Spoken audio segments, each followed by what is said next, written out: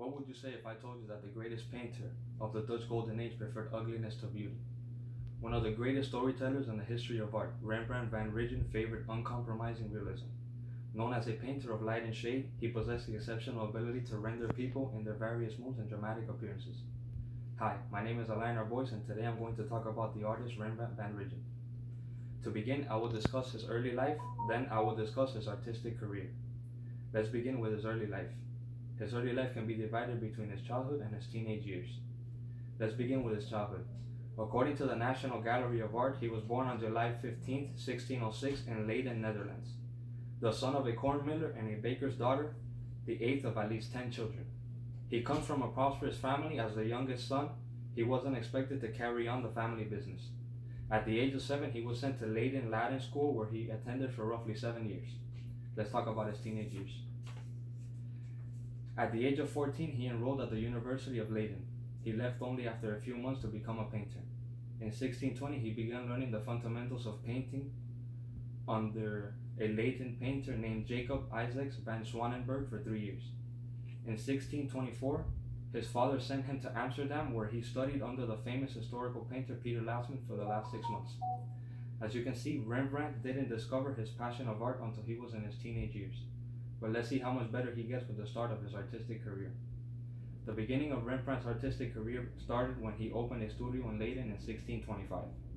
According to the Encyclopedia of World Biography, one of his earliest works, The Stoning of St. Stephen, shows a partially successful imitation of Lasman's style. In 1627, Rembrandt had mastered the techniques of light and shade based on the works of Caravaggio.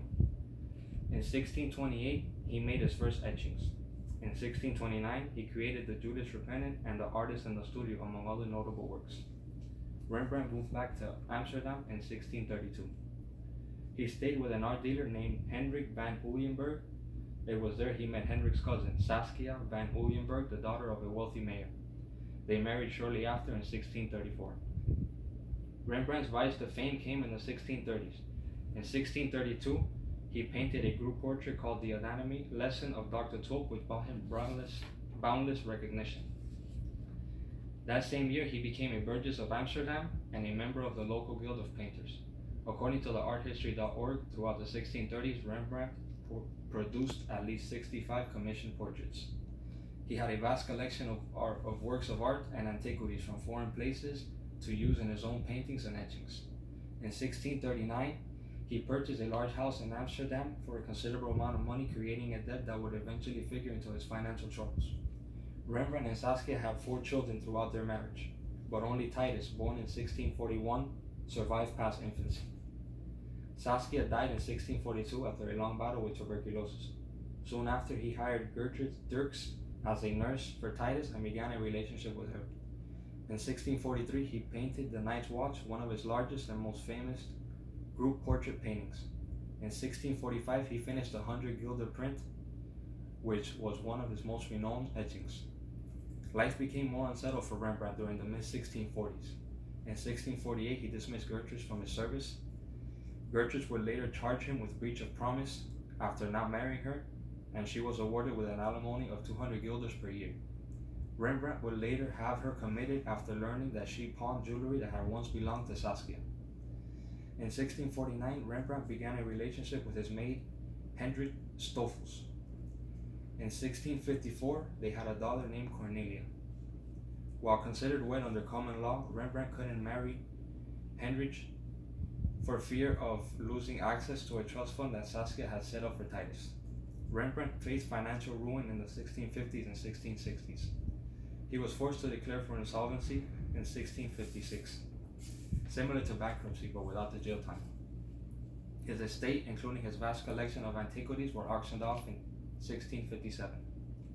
In 1660, the Amsterdam Painters Guild introduced a new rule that no one in Rembrandt's circumstances could trade as a painter. As a workaround, Hendrik and Titus set up a business as art dealers, hiring Rembrandt as an employee, according to Rembrandt Online.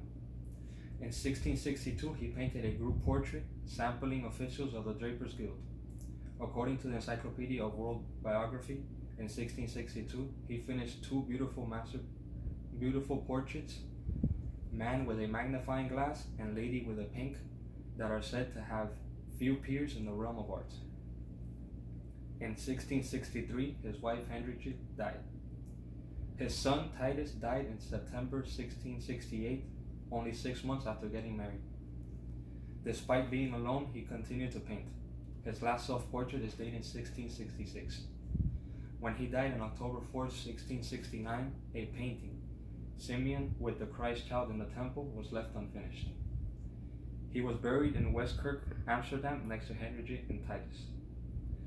In conclusion, Rembrandt has only ever had a passion for art, from his early life to his teenage years throughout his artistic career. He improved on the teachings of his masters and developed his own style of realism, becoming the most prominent painter in Dutch history. This shows us that patience and determination can continue to grow and improve. As Rembrandt once famously said, "Practice what you know, and it will help you make clear what now you do not know." That has been my speech on Rembrandt van Rijn. Thank you.